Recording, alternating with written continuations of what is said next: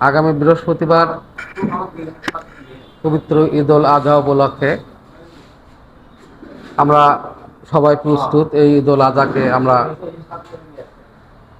Islamic বিধি মোতাবেক পালন করব এবং পালন করার চেষ্টা করব।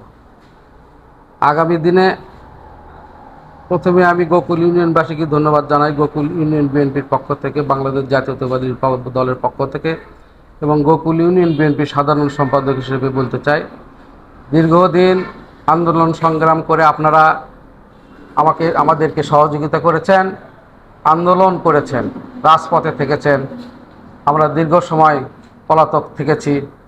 যাই হোক, বিভিন্ন আন্দোলন সংগ্রামের পর আমাদের প্রিয় নেতা জনাব তারেক রহমান দেশকে নতুন রূপে সাজানোর উদ্যোগ নিয়েছে। মাত্র কয়েকদিন অতিবাহিত হয়েছে।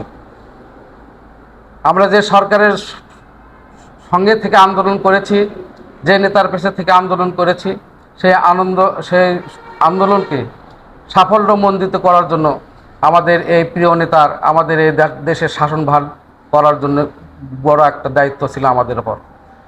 আমরা সেটা করেছি। আমরা আন্দোলন সংগ্রাম করে আমাদের প্রিয় নেতা জনাব তারেক রহমান এখন বাংলাদেশের প্রধানমন্ত্রী। আমার 17 বছরের অভিজ্ঞতায় বলতে পারি, আমরা গোকুল 17 বছরে আমরা যা পাইনি, আমরা এই তারেক রহমানের 3 মাসে আমরা সেটা পেয়েছি।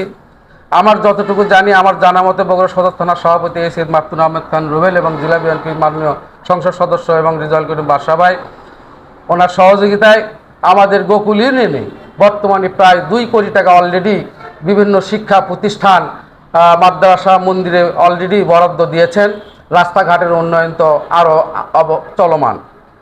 তাই আমার বিশ্বাস আগামী দিনে আমাদের দল, আমাদের ইউনিয়নের যে কোনো উন্নয়ন কর্মকাণ্ড, সেখানে আমাদের কোনো আর ব্যত্যয় ঘটবে না।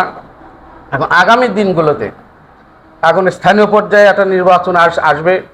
এই নির্বাচনকে এখন আপনারা গোকুল ইউনিয়নবাসীকে বলতে চাই, বা যারা আমাদের দলের সাথে সম্পৃক্ত তাদের উদ্দেশ্যে বলতে চাই, আপনারা সঠিক নেতৃত্ব যাচাই বাছাইয়ের ক্ষেত্রে আপনাদের দীর্ঘদিনের আন্দোলনের মেধাকে কাজে লাগাবেন এবং সেই সেটাকে উৎসাহিত করেই আগামী দিনে রাজনীতি করবেন।